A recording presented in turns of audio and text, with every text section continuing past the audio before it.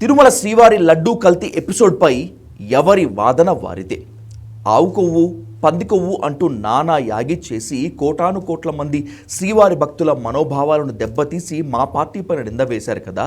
ఇప్పుడు ఆ ఆనవాళ్లు ఏమీ లేవు కదా, క్షమాపణ చెప్పండి అంటూ వైసీపీ ఎదురుదాడి చేస్తుంటే, అసలు కల్తీ నెయ్యి వాడినటువంటి మీకు కల్తీ గురించి, శ్రీవారి గురించి మాట్లాడే నైతిక హక్కు ఎక్కడిది అనేటువంటిది కూటమి నేతల ప్రతిపాదన. ఈ రెండు వాదనల నేపథ్యంలో అసలు తిరుమల లడ్డూ కల్తీ జరిగిందా, జరిగితే యానిమల్ ఫ్యాట్ పార్టికల్స్ ఉన్నాయా, లేకపోతే నెయ్యి, కల్తీ నెయ్యి ఉందా అనేటువంటి దానిపై ఇప్పుడు ఇన్డెప్త్గా డిస్కస్ చేద్దాం. అన్నింటికీ మించి ఈ తిరుమల లడ్డూ కల్తీ వ్యవహారంలో ఎవరి వాదన కరెక్ట్ అనేటువంటి దానిపై కూడా డీటెయిల్గా మాట్లాడదాం. ప్రముఖ జర్నలిస్ట్ అలాగే రాజకీయ విశ్లేషకులు లలిత్ కుమార్ గారితో. లలిత్ గారు నమస్తే. నమస్తే సాధు. వైసీపీ వాదన ఒకలా ఉంది, కూటమి నేతల వాదన ఒకలా ఉంది. ఆవు కొవ్వు, పంది కొవ్వు లేదు కదా, సిట్ దాన్ని నిర్ధారించలేదు కదా, మీరు క్షమాపణ చెప్పండి అని చెప్పి వైసీపీ అంటుంటే, కల్తీ జరిగింది కదా, సిట్ చూసుకుంటుంది, అసలు దొంగలు ఇంకా బయటకు వస్తారు అనేటువంటిది కూటమి నేతల వాదన. సంచలనాలు మునుముందు ఉంటాయనేటువంటిది కూటమి నేతల వార్నింగ్ కూడా. ఎవరి వాదన వినాలి, ఎవరి వైపు మొగ్గాలి? అంటే సాధు, ఇక్కడ ఏదైతే సిట్ ఛార్జ్షీట్ సబ్మిట్ చేసిందో ఇది సెంట్రల్ గవర్నమెంట్ సుప్రీంకోర్టు వారి ద్వారా ఏర్పాటు చేసింది. వీటిలో నిజానిజాలు తేల్చమని ఇరు వర్గాలుకి భిన్నంగా సుప్రీంకోర్టు సిట్ని ఏర్పాటు చేసింది తనే. మామూలుగా ఏదైనా ఒక ఇన్సిడెంట్ జరిగిందనుకోండి, అది దేశంలోని ఒక మతానికి సంబంధించి, ఒక టెంపుల్కి సంబంధించి కానీ అయితే, ఒకవేళ అందులో ఏదైనా నిజం జరిగి ఉన్నప్పటికీ ప్రభుత్వాలు బయట పెట్టవు. ప్రభుత్వాలు కొన్ని విషయాలు ప్రజలకు, ప్రపంచానికి చెప్పవు. ఫస్ట్ పాయింట్ ఇది. ప్రభుత్వాలు అన్ని నిజాలు ప్రజలకు, ప్రపంచానికి చెప్పవు. ఏ ప్రభుత్వం కూడా, ఈ భూమి మీద ఉన్న ఏ ప్రభుత్వము, ఏ దేశానికి సంబంధించిన ప్రభుత్వమైనా కూడా ఆయా ప్రజలకు అన్ని నిజాలు చెప్పదు. అట్లాగే ఏదైతే ఈ తిరుమల లడ్డుకు సంబంధించిన విషయంలో ఏమీ లేదు, అది నెయ్యే కాదు అని చెప్పి ఒక క్లారిటీ ఇచ్చేశారు. ఇచ్చి పామాయిల్తో కొన్ని కెమికల్స్ కలిపారు అన్నారు. ఈ స్కామ్లో మొత్తము శ్రీవారి డబ్బు 250 కోట్ల రూపాయలు తిన్నారు అని క్లియర్ కట్గా చెప్పారు.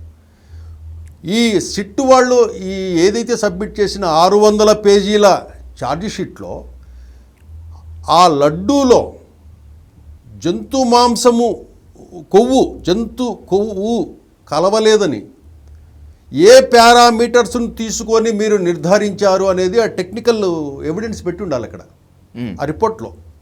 ఆ ఛార్జ్షీట్ బయటకు వస్తే ఆ ఛార్జ్షీట్లోని అంశాల మీద ఆ కేసులో మేము ఇంప్లీడ్ అవుతామని చెప్పి కొంతమంది పోయే అవకాశం ఉంటుంది.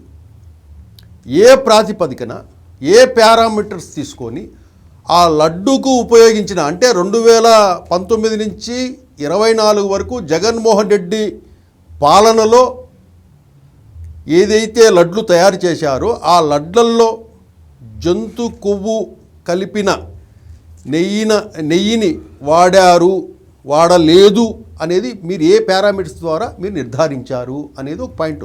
అది మెన్షన్ చేసి ఉండాలి అక్కడ, టెక్నికల్ ఎవిడెన్స్గా ఉండాలి ఆ ఛార్జ్షీట్లో. అదొకటి.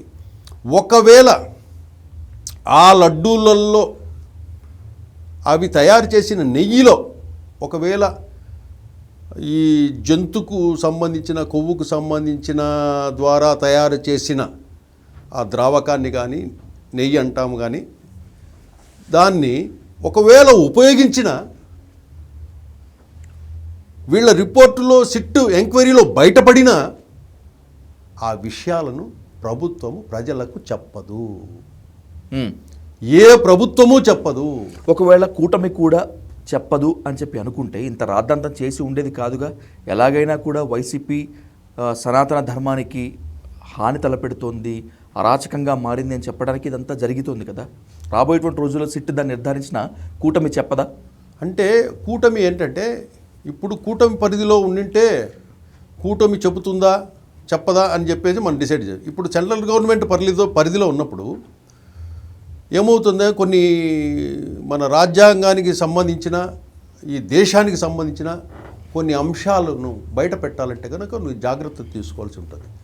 ఒకవేళ ఆ లడ్డూలలో జంతు కొవ్వుకు సంబంధించిన వాటితోనే లడ్లు తయారు చేశారనే రిపోర్ట్ వచ్చిందనుకోండి, ప్రపంచవ్యాప్తంగా హిందూ దేశం పరువు, హిందూ మతం పరువు, శ్రీ వెంకటేశ్వర స్వామి ప్రతిష్ట మంట కలిసిపోతాయి. ఈ భూమి ఉన్నంతకాలం ఆ మచ్చ అలాగే ఉండిపోద్ది. అప్పుడు ఈ హిందువులంతా ఆ ప్రభుత్వాన్ని ద్వేషించటమో, అది ఇద్దరు సెంట్రల్ గవర్నమెంట్ కావచ్చు, అక్కడ స్టేట్ గవర్నమెంట్ కావచ్చు, అప్పట్లో ఉండింది, ద్వేషించి వాళ్ళ మీద ఏదైనా దేశవ్యాప్తంగా అలజడులు జరిగినా కూడా ఆశ్చర్యపోనవసరం లేదు. కాబట్టి ప్రభుత్వాలు ఏం చేస్తాయంటే ఈ సున్నితమైన అంశాలను ఏమీ లేదు అన్నట్లు, వాళ్ళేమి ఇంటర్ఫియర్ గారు దీంట్లో, కానీ సిట్టుతో ఏం చేయించాలనో చేయించేస్తారు. మనము సినిమాల్లో చూస్తుంటాం, ఒక సీక్రెట్ను పసిగట్టినప్పుడు దాని మీద యాక్షన్ తీసుకోవాలా లేదా అని చెప్పేసి ఇమ్మీడియట్గా ప్రధానమంత్రిని, గవర్నర్ని కలుస్తారు. ఈ విషయం బయటికి చెబితే ప్రజల్లో అలజడి కానీ విధ్వంసాలు కానీ ఇంకేమైనా జరుగుతాయా అని చెప్పి ఒక అంచనాకు వస్తారు. అంచనాకు వచ్చినప్పుడు ఏమవుతుందంటే దీనివల్ల పెద్ద స్టేట్ అంతా అల్లకల్లోలం అవుతుంది అన్నప్పుడు ఆ విషయాన్ని బయటికి ఎక్స్పెక్ట్ చేయరు, క్లోజ్ చేసేస్తారు. ఏ దేశంలో అయినా కూడా. ఇక్కడ ఏంటంటే వైసీపీ మీద ఏదైతే వీళ్ళు ఆరోపణలు చేశారో, చంద్రబాబు నాయుడు గారు కానీ పవన్ కళ్యాణ్ గారు కానీ వీళ్ళంతా కూడా దానికి తగినట్లు ఇప్పుడు ఈ రిపోర్ట్ వచ్చింది కాబట్టి ఏ పారామీటర్స్ ద్వారా చెప్పారో అది టెక్నికల్గా ప్రూవ్ చేయాల్సిన అవసరం ఉంది సిట్కి.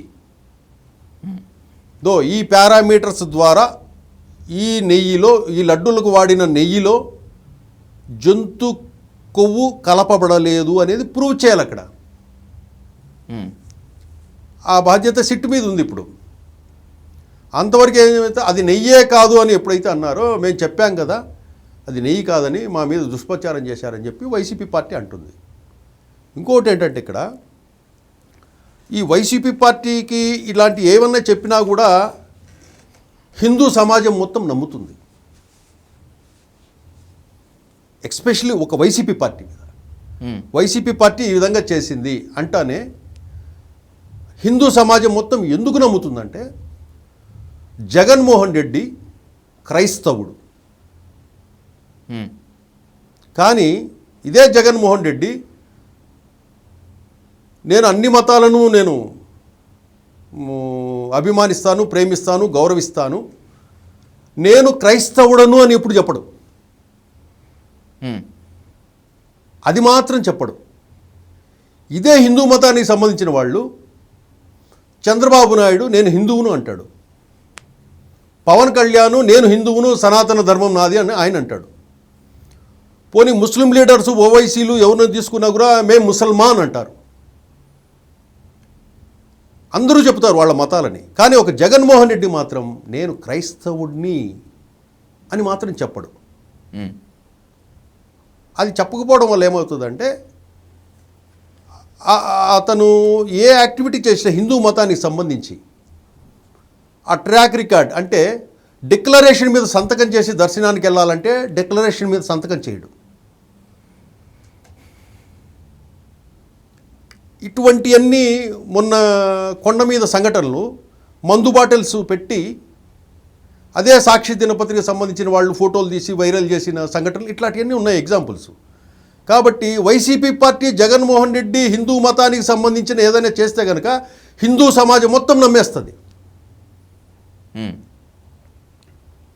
నమ్ముతుంది. హిందూ మతాన్ని టార్గెట్ చేశాడు జగన్మోహన్ రెడ్డి అనే వాదన కూడా మొన్న చేశారు.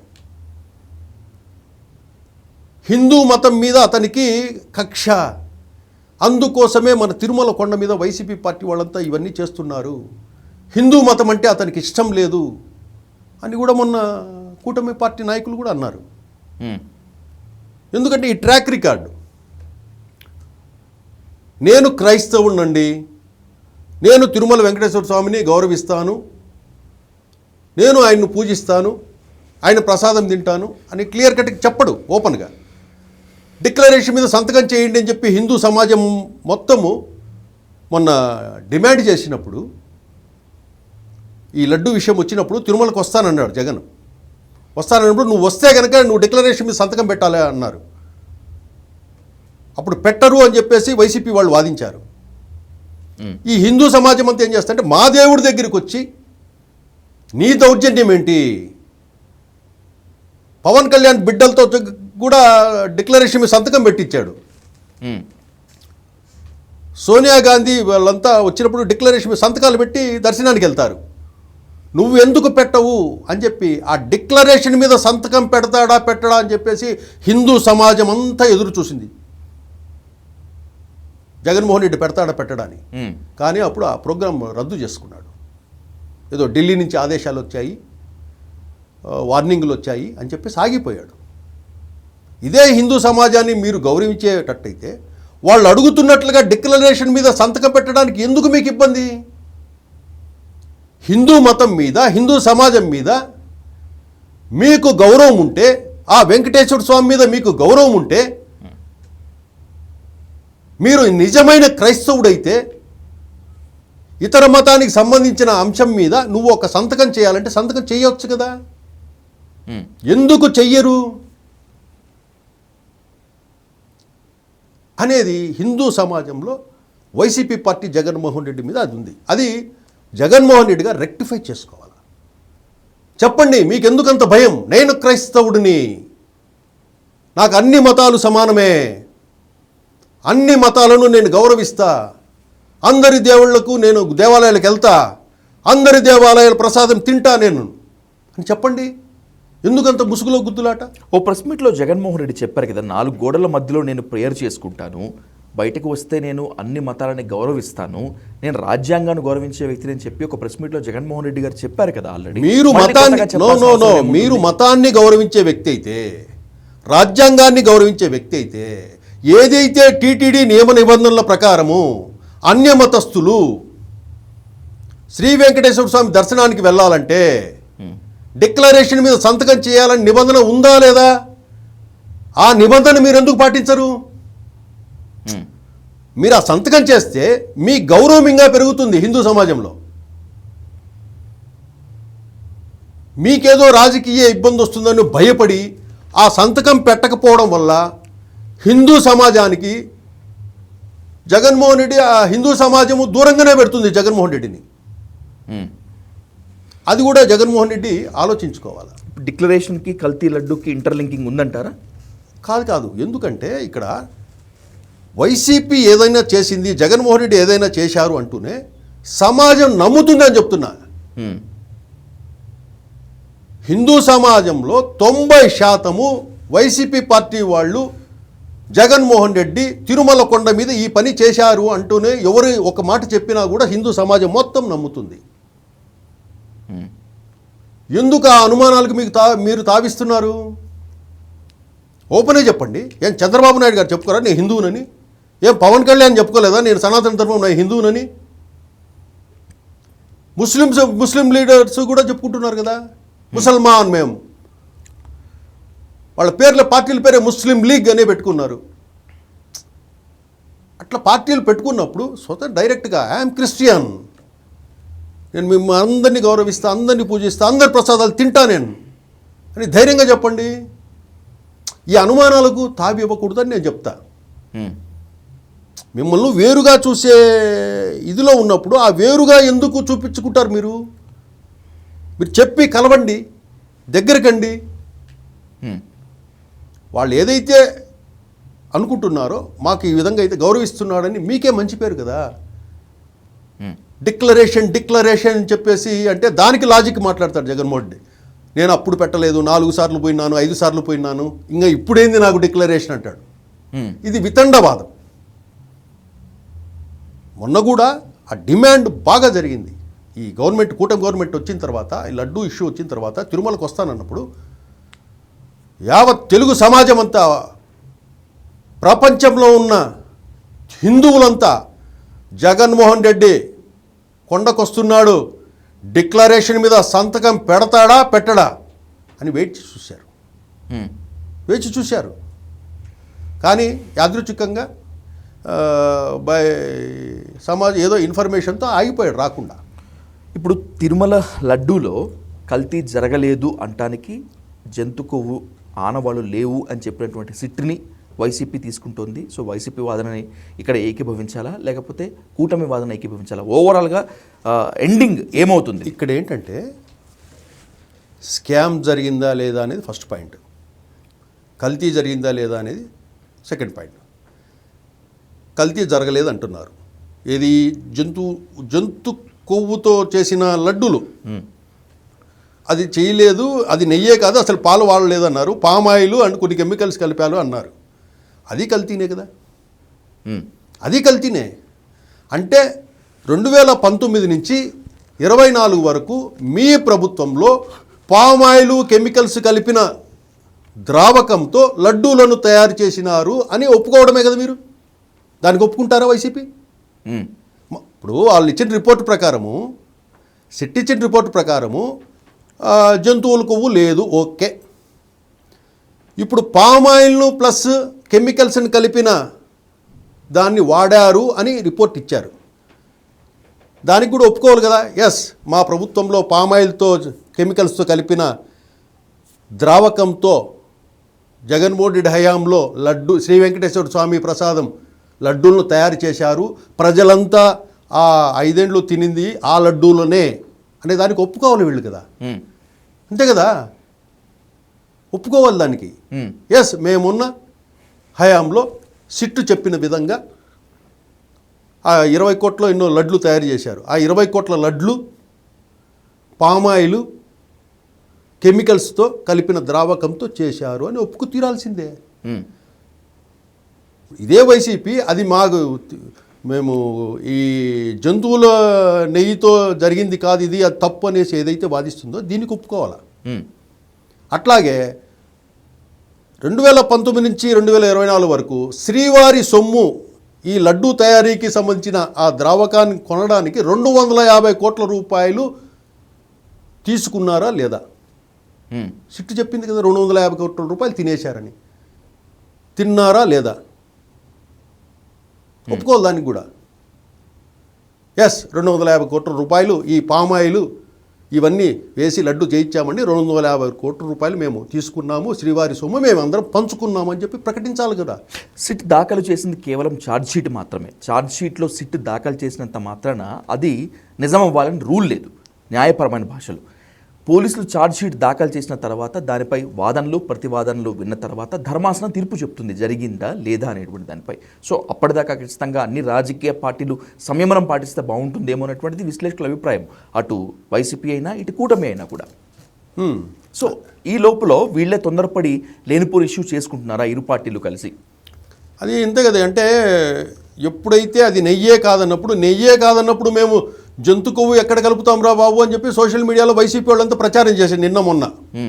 ఇది పవన్ కళ్యాణ్ను చంద్రబాబు నాయుడు గారిని వీళ్ళందరినీ విమర్శిస్తూ అప్పుడు స్టేట్మెంట్స్ ఇచ్చారు కదా. అసలు సిట్టు నెయ్యే కాదంటున్నారు కదా, ఇంకా నెయ్యే లేనప్పుడు మేము ఎక్కడ కలుపుతాం అక్కడ జంతువు సంబంధించిన కొవ్వుని అనేసి వాదించారు. ఆ సోషల్ మీడియాలో కూడా ట్రోల్ అయింది. కానీ సరే, జంతువుల నెయ్యి వాడలేదు అనుకుందాం. అదే సిట్టు చెప్పినట్టు పామాయిల్ కెమికల్స్ వాడారా? ఒప్పుకోవాలి కదా దానికి. అదే సిట్టు చెప్పినప్పుడు 250 కోట్ల రూపాయలు తిన్నారన్నారు. ఎస్, తిన్నామని ఒప్పుకోవాలి కదా. మా హయాంలో ఇది స్కామ్ జరిగిందని ఒప్పుకోవాల్సిందే. అంటే ఇదొక్కటే కాకుండా మిగతా పరకామణి కేసు ఉంది ఒకటి. ఈ లడ్డూ కేసులో ప్రధానంగా ఏంటంటే, లడ్డూ కేసులో ఏమి జరిగినా కూడా, ఒకవేళ జరిగి ఉన్నా కూడా, ఒకవేళ జంతు కొవ్వే కలిపి ఉన్నా కూడా ప్రభుత్వం చెప్పదు. ఎట్టి పరిస్థితుల్లో ప్రాణం పోయినా ప్రభుత్వం నిజం చెప్పదు ఈ విషయంలో. ఈ శ్రీ వెంకటేశ్వర స్వామికి సంబంధించిన లడ్డూ ప్రసాదానికి సంబంధించిన కల్తీ విషయంలో ప్రభుత్వము ప్రాణం పోయినా మీ ప్రజలకు నిజం చెప్పదు, భక్తులకు నిజం చెప్పదు. అదంతే, మనం లేనట్లే అనుకోవాలి. ఈ సిట్టు రిపోర్టు కూడా అంతే. సో ఏది ఏమైనప్పటికీ సిట్ ఇచ్చినటువంటి ఛార్జ్ షీట్పై కోర్టులు ఏ విధంగా మాట్లాడతాయనేది we have to wait and watch. ఇక్కడ మనం ఒకటి, జంతు కొవ్వు కలిపారా కలపలేదా ఈ రెండింటిని పక్కన పెడితే, కలిపి ఉన్నా కలపకపోయినా ఈ కేసులో ఏమీ తెలదు. ఏం తెలుతుందంటే అసలు కల్తీనే లేదు, జరగలేదు అనే విషయమే. రేపు రాబోయే తీర్పు కూడా ఇలాగే ఉంటుంది.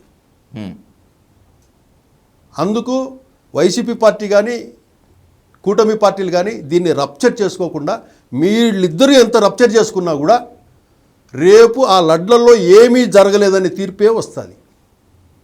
ఎందుకంటే నేను ఇప్పుడు చెప్పిన అంశాలు ఉన్నాయి. ప్రభుత్వాలు ఒకవేళ జరిగినా జరగకపోయినా ప్రజలకు ఇట్లాంటి విషయాల్లో నిజం అనేది చెప్పదు. మీరు అంటలుగానే let's wait and watch until the court decides. Lalit garu, thank you much more.